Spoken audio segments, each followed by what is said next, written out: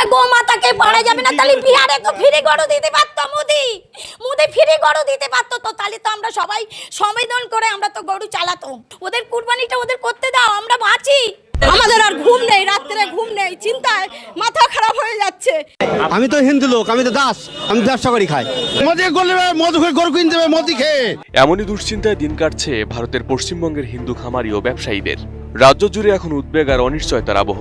কোরবানির ঈদকে ঘিরে একদিকে নিরাপত্তাহীনতায় ভুগছেন মুসলিম ক্রেতারা, অন্যদিকে চরম দুশ্চিন্তায় পড়েছেন গরু পালনকারী হিন্দু কৃষক ও ব্যবসায়ীরা। শুভেন্দু অধিকারী এসে তুই গদিতে বসে আছিস, তুই কি করছিস? মানুষকে এরকম করে হিন্দু ধর্মতে সবকিছু তো নষ্ট করে দিচ্ছিস। ও পুরো গদিতে বসে আছে আর গরিবদের পেটে লাথি মারছে। আমাকে নিয়ে যেতে বলো, গুলি টানতে বলো এসে। উগ্রবাদী গোষ্ঠীর হুমকি উত্তেজনাকর পরিস্থিতির কারণে অনেক মুসলিম ক্রেতাই গরু কিনতে ভয় পাচ্ছেন।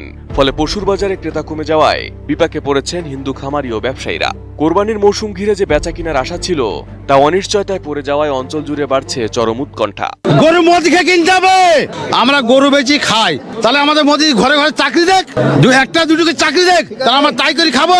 ভারতের পশ্চিমবঙ্গে 2026 সালের বিধানসভা নির্বাচনে প্রথমবারের মতো ক্ষমতায় এসেছে বিজেপি। এর মধ্য দিয়ে কেন্দ্র ও রাজ্যে একই দলের ডাবল ইঞ্জিন সরকার গঠিত হয়েছে। তবে রাজ্য জুড়ে বিজেপির এই উত্থানের পর থেকেই মাথাচাড়া দিয়ে উঠেছে উগ্র হিন্দুত্ববাদী গোষ্ঠীগুলো। গোহত্যা বন্ধের দাবিতে বিভিন্ন এলাকায় গরু জবাই ও পশু পরিবহনে বাধা দেওয়ার অভিযোগ উঠছে তাদের বিরুদ্ধে। অনেক স্থানে গরু ব্যবসায়ীদের ঘিরে ধরে মারধর, হয়রানি এবং পুলিশের সোপর্দ করার ঘটনাও সামনে আসছে।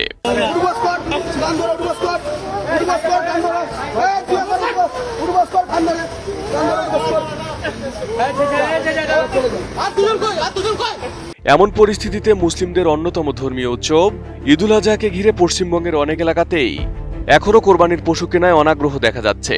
মুসলিমদের অভিযোগ বাজার থেকে কোরবানির উদ্দেশ্যে গরু কিনে বাড়ি ফেরার পথে বিভিন্ন স্থানে উগ্রবাদী গোষ্ঠীর বাধা, হয়রানি, এমনকি জোর করে গরু ছিনিয়ে নেওয়ার ঘটনাও ঘটছে।